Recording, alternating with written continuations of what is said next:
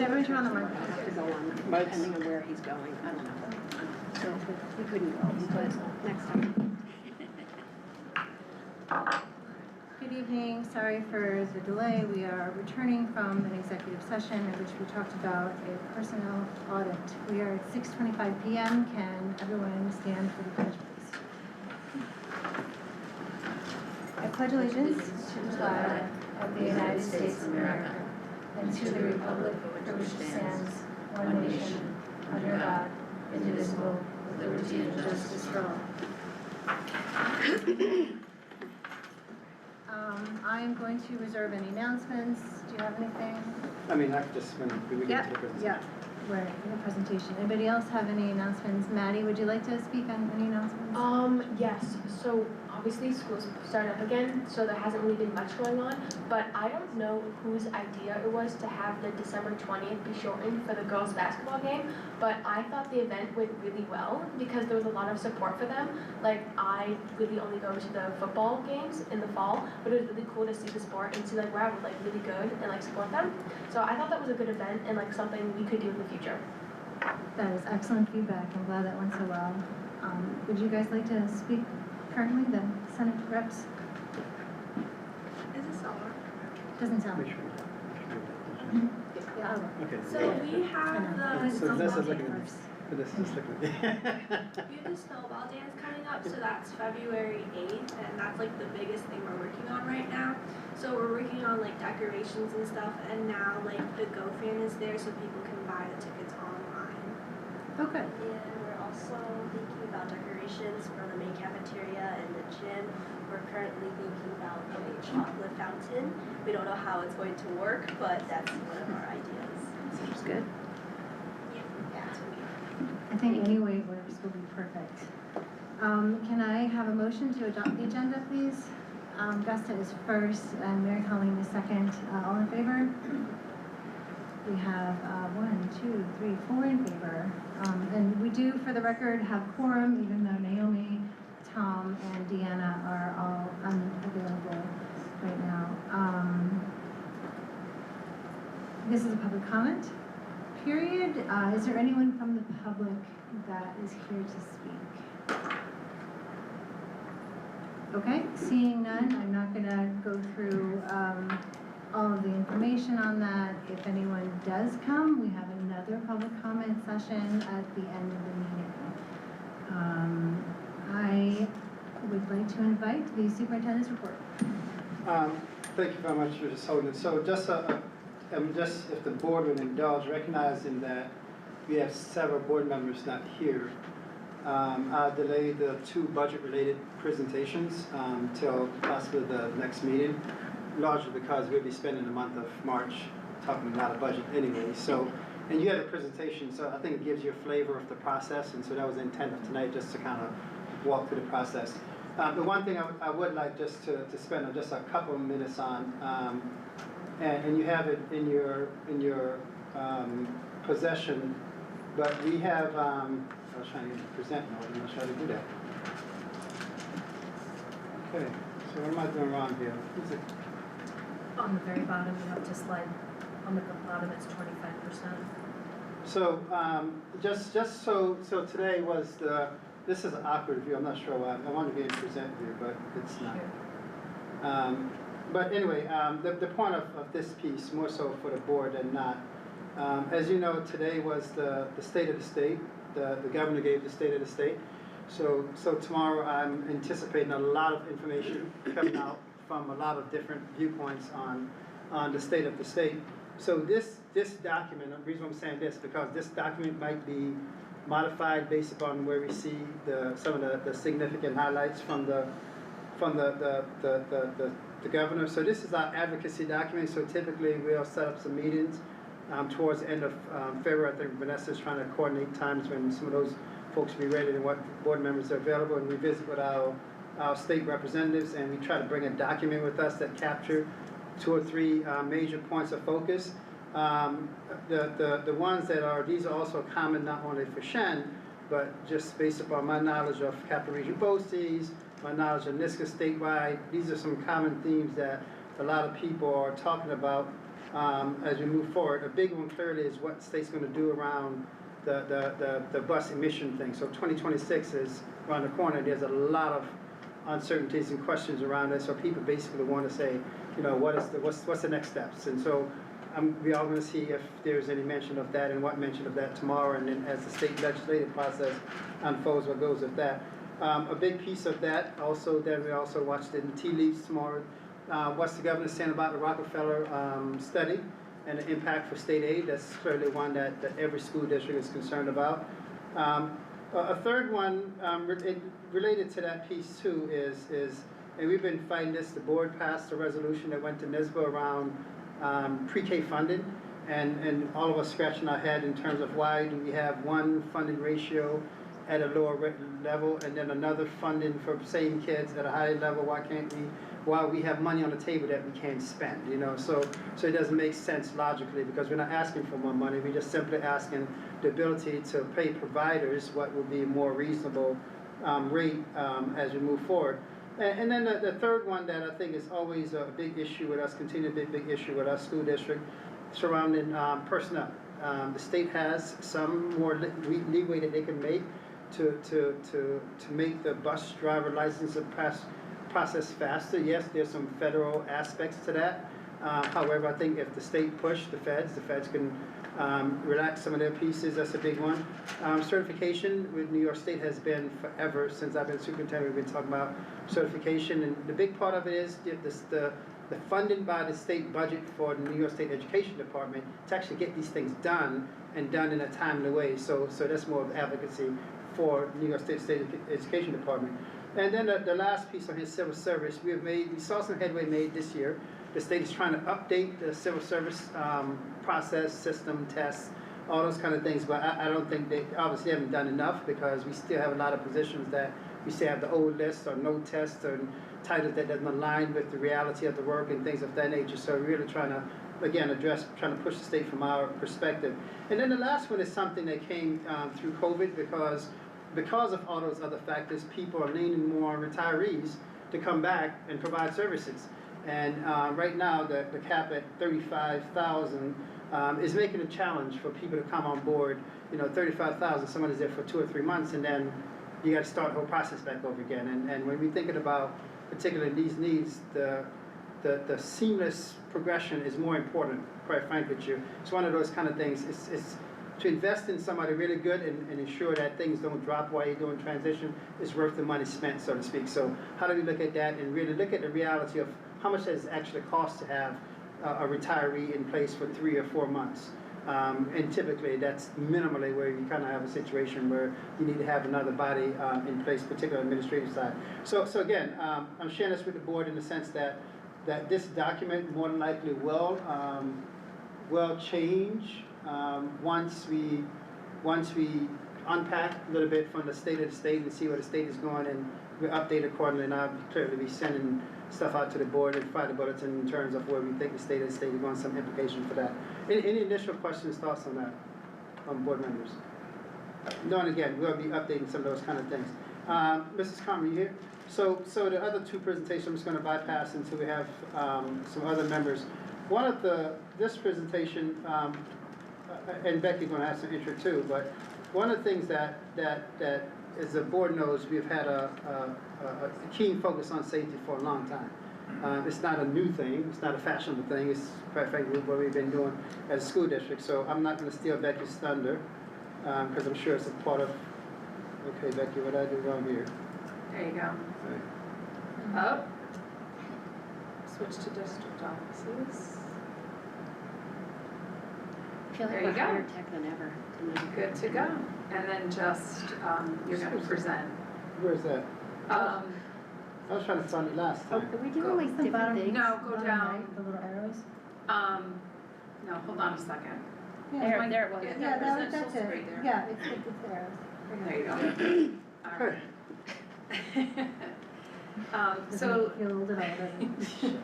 thank you again for having me here tonight to present on safety, which we do each year, to talk a little bit about what we've done in the district, across the district, in regards to safety and the well-being of our students, staff, and community. And as you know, that continues to remain a top priority for us here at Shen. Tonight, I hope to provide an overview of the key measures that we have implemented to enhance safety across the campus here, including updates on violence prevention, emergency preparedness, and an integration of mental health supports into the overall framework. Not yet, but that's okay. You can stay there. Basically tonight, hopefully I highlight not only the progress that we have made, but also our collaborative efforts with the staff that we have across the district, our students, community partners, and law enforcement to continue to ensure that we have are providing a safe and supportive learning environment for all. And if there's questions along the way, I look forward to answering those. Otherwise, we can just wait till the end for that. If you move on. So here at Shenendehowa, safety isn't just a priority, but the foundational commitment to ensuring that every student, staff member, and community partner feels secure and supported through the proactive measures that you see here and our collaborative partnerships and continuous development improvements. We strive to create an environment where learning and growth can thrive without being compromised. So safety walkthroughs are conducted proactively to assess and enhance the security of our buildings, ensuring that policies and procedures are effectively implemented as we are walking through the buildings. These walkthroughs provide valuable insights to address potential vulnerabilities, foster a culture of safety, and maintain our commitment to secure a learning environment. And I do want to point out that these audits are done not in isolation. We have many, many, many community partners that are part of that, from BOCES to Homeland Security to New York State Police Department, the sheriffs, the fire, and the fire departments that are actually affiliated with the school. So up at Chengo, it's Round Lake. At Octave, it's Fisher Ferry. So safety walkthroughs continuously assess the security of our campus, ensuring that our policies and procedures are effectively implemented. As I said, we're committed to the continuous security upgrades to adapt to evolving safety needs and best practices. This includes enhancements to, you'll see here, our locking systems, physical infrastructure that we have, improved surveillance with cameras across the district. We're constantly looking at our spaces and looking at where we can improve, where we can add additional security, whether it's cameras or a physical human being if we need to, and looking at how we secure our entryways and what that looks like, as well as regular updates and protocols and staff training to ensure preparedness and response to situations. Also here, you'll see I pointed out the walkie-talkies. Barb Salker has done a great job working with our buildings, administrators, in really ensuring that they have the tools that they need to be able to communicate during a drill and in the event of a real situation, but also making sure that the walkie-talkies are up to date and functioning properly. So here, one of the biggest things that we are really proud of as we work through the SAVE committee, and some of you are members of the SAVE committee, and across the district, we really put one of our big goals this year, and you'll hear about that in February also, is really trying to create more awareness campaign and have regular communication going out to inform families of the various safety protocols that we have to educate people about what is a lockout, what is shelter in place, what does it look like, what can you expect. Recently, we just sent out a safety message that really talked about reunification and what not to do. Don't come rushing into the district.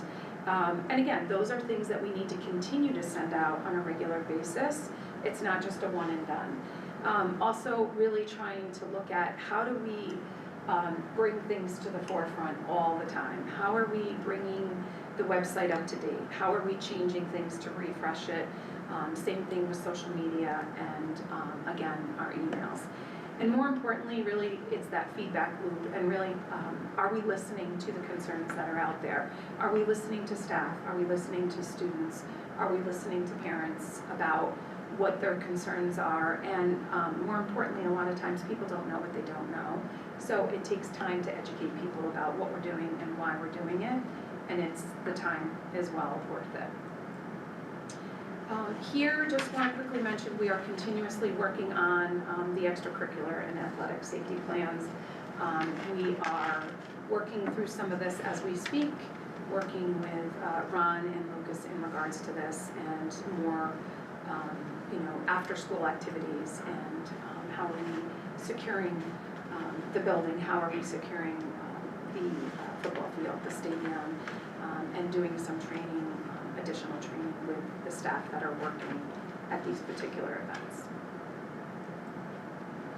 And also here, as we talk about extracurricular events, one of the biggest things we did again this year, which we've done the last couple of years, is really provide a orientation and training to staff in the summer programs.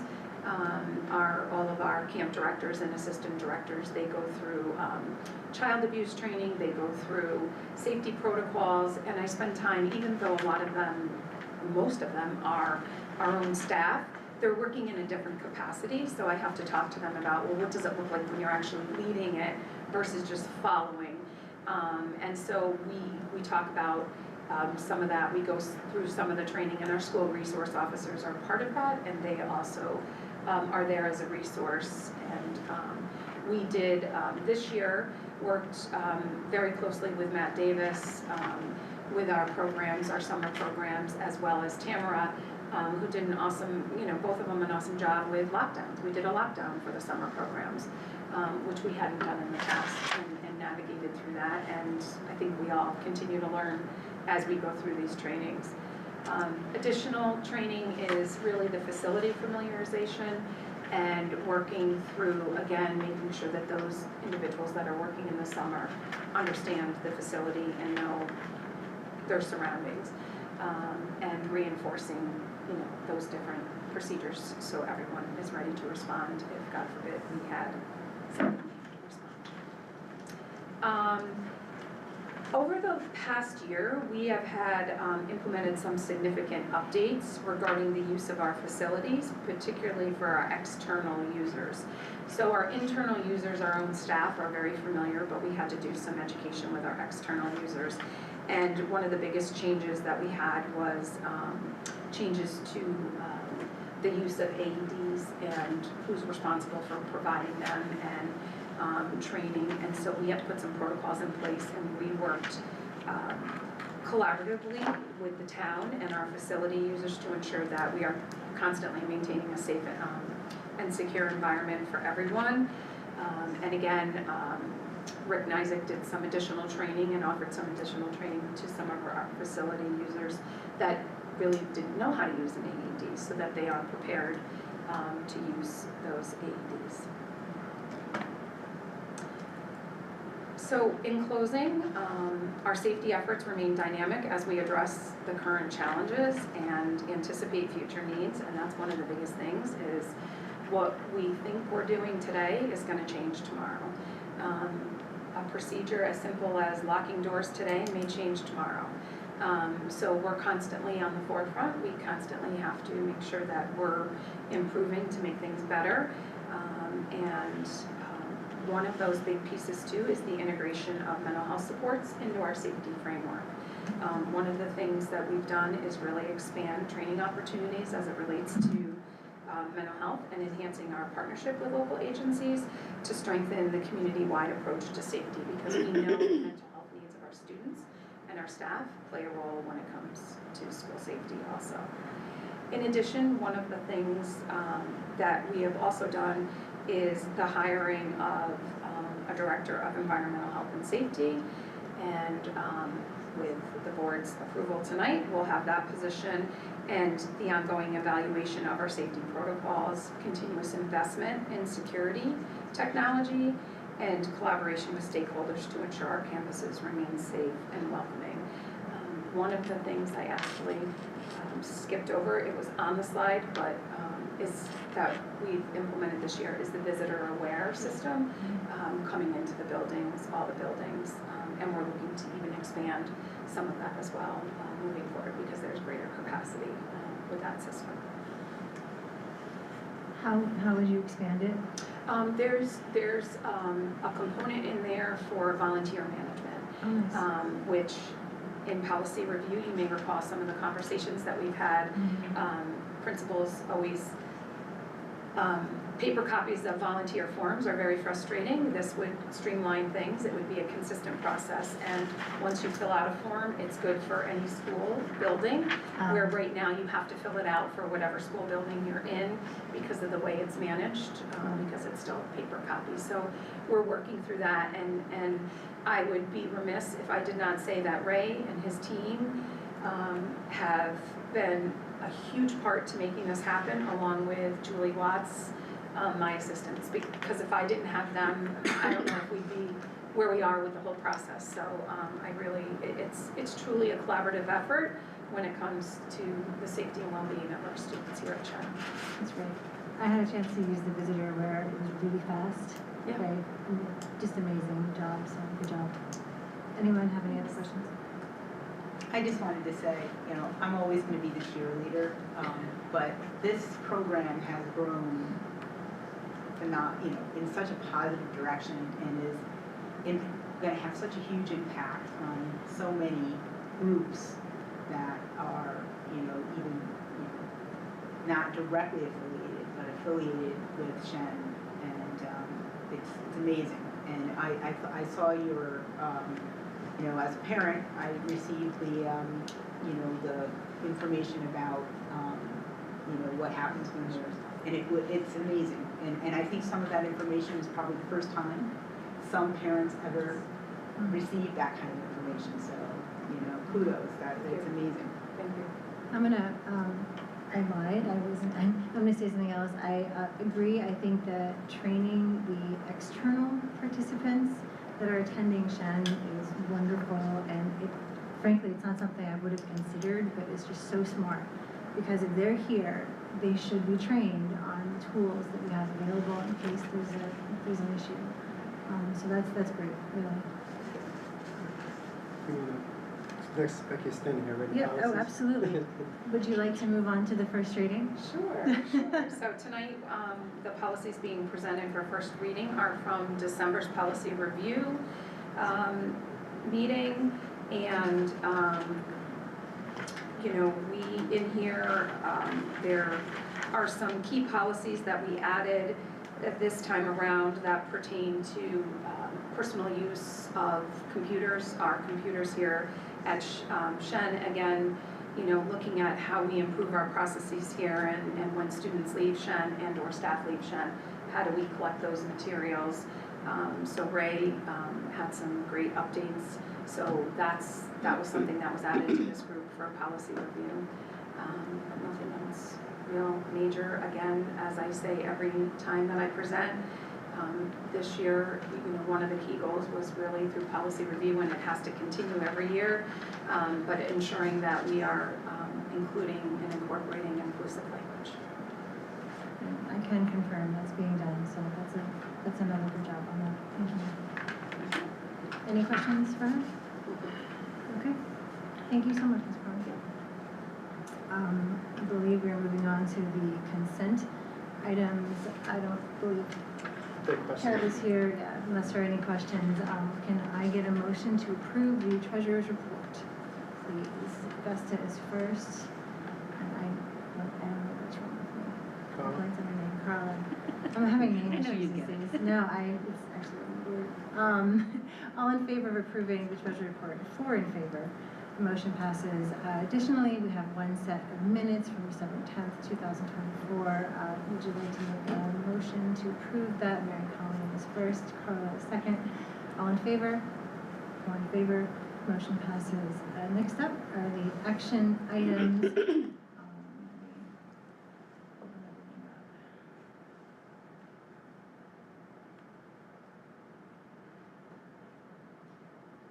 So this first one I wanted to highlight as being very exciting. it's an appointment of an award of special education service and analysis.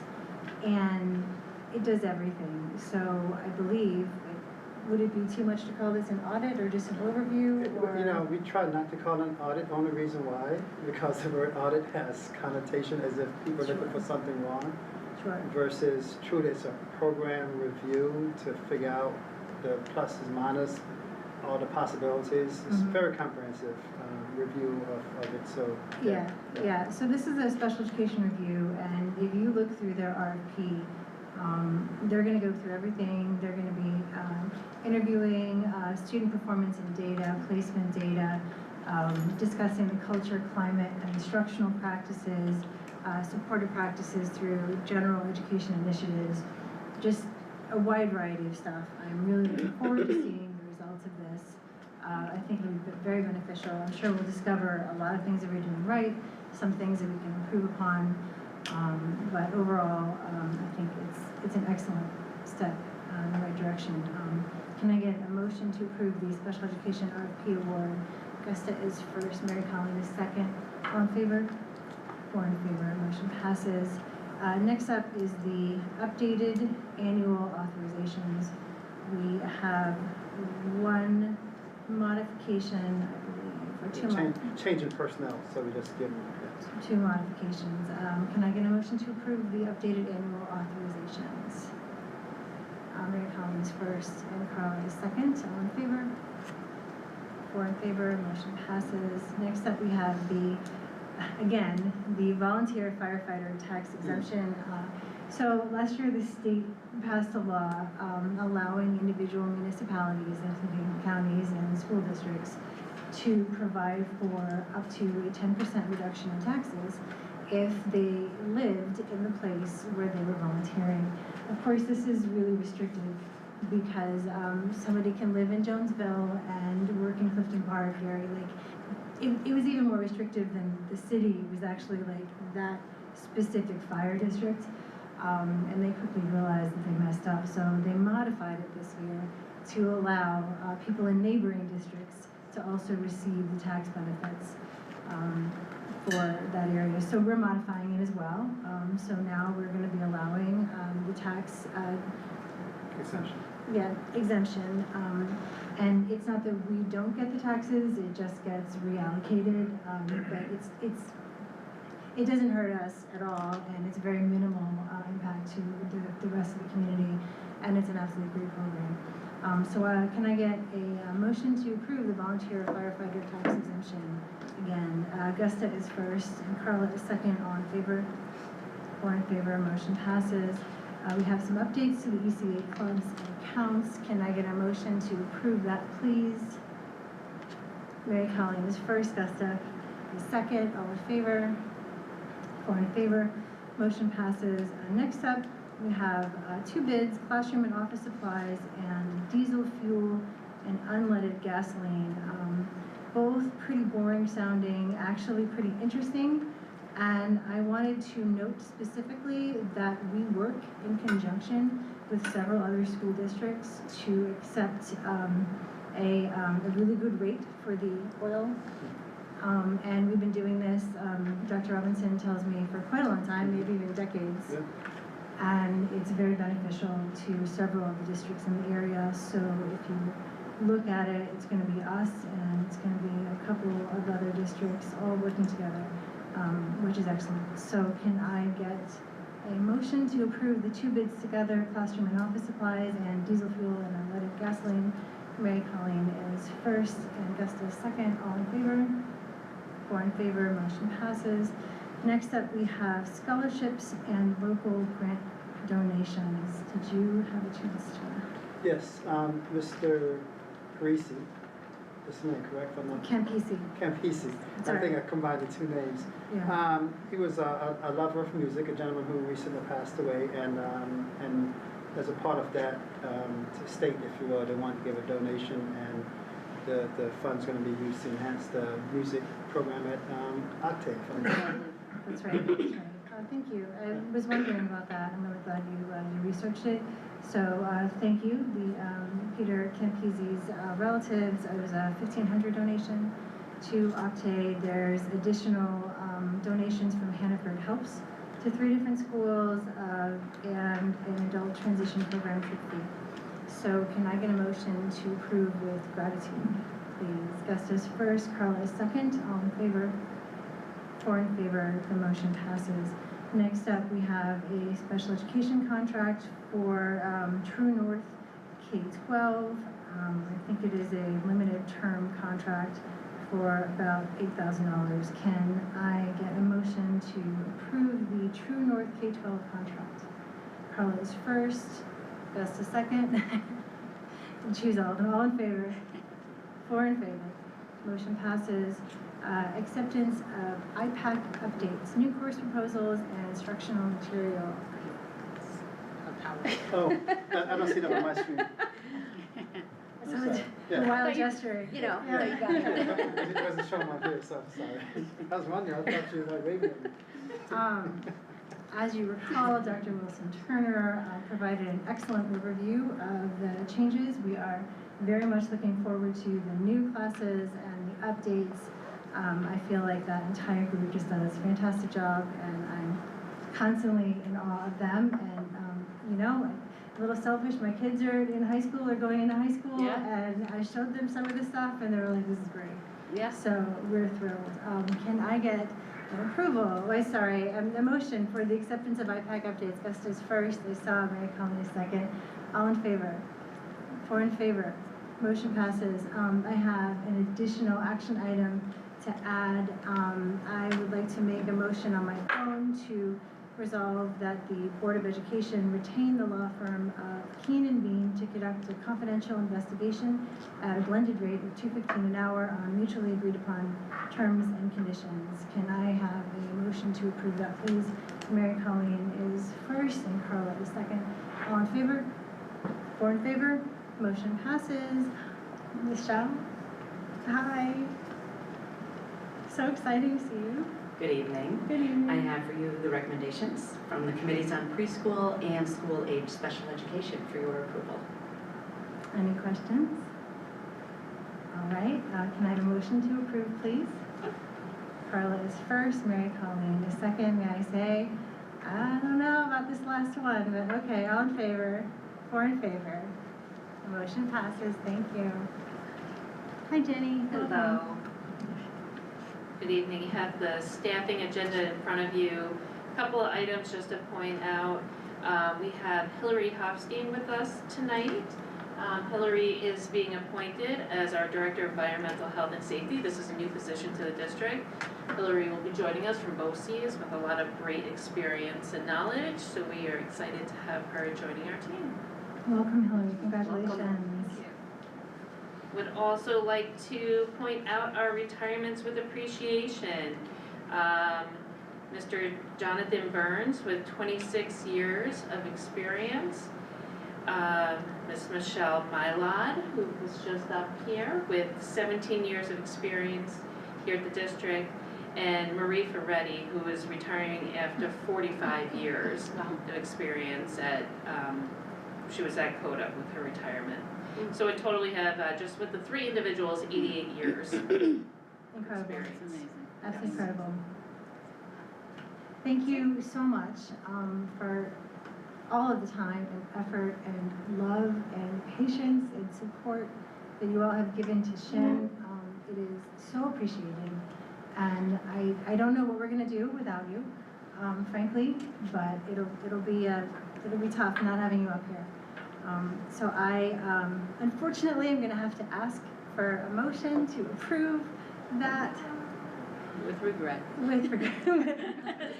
with high hopes for the future. Absolutely. Gusta is first, Carla is second. All in favor? 4 in favor. The motion passes. Congratulations. Absolutely. Would you like to come up? So here I come up and just recognize the board. And just for Michelle and John, we had a meeting today. I'm sorry. Oh, sorry. We had a meeting today, and I acknowledged Michelle and John at our principals meeting, and for the purpose of the board, recognizing it's real now. This says soup isn't soup until it's soup. Now it's soup because we're finally putting on the burner you know, I think I've been fortunate as administrator here who've had people who are compassionate about the work, knowing that the work is challenging, that we do, that especially in Michelle's world, you know, the love sometimes is not shared, but yet you have to get up every day and put your best foot forward, and I think she's done that gracefully and graciously over the years. And John Burns, you know, a lot of people don't realize this, is the only, to this point, only principal of Acadia Middle School. When Acadia opened up 26 years ago, John was the principal. And you know, and sometimes we forget the legacy that people leave, you know, and I think it's sad that we do that, but unfortunately we do that. We forget that the years of toil and snare and turmoil that people go through to make a difference. So I want to say Michelle, and John is not here. John is, he apologized. He has some personal stuff going. Thank you, because your work and legacy is what we're going to build on moving forward.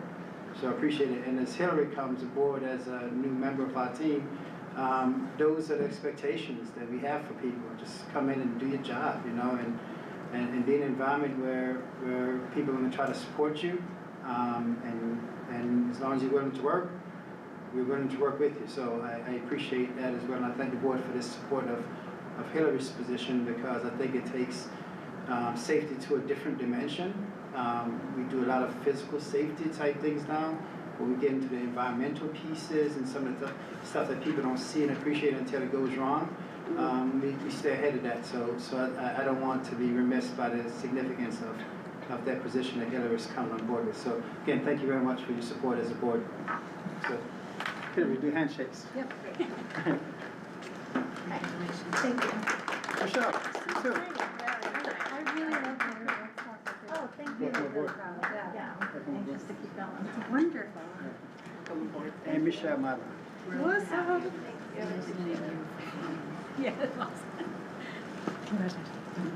Yeah,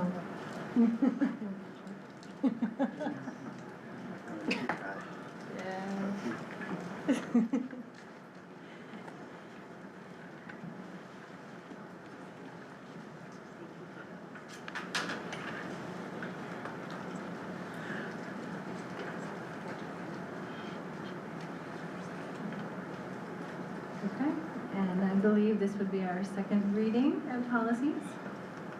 So second reading being presented, it was first reading last month that we presented these.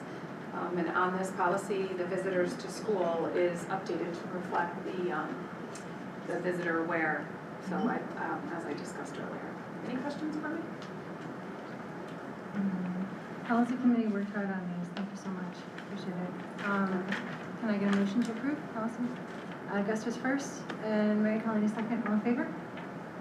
4 in favor. Motion passes. Did anyone from the public join us for our second set of public comments? Not seeing any, I will be closing the public comment period. Next up is for the good of the order. If anyone has a salient district-related matter or a shout-out.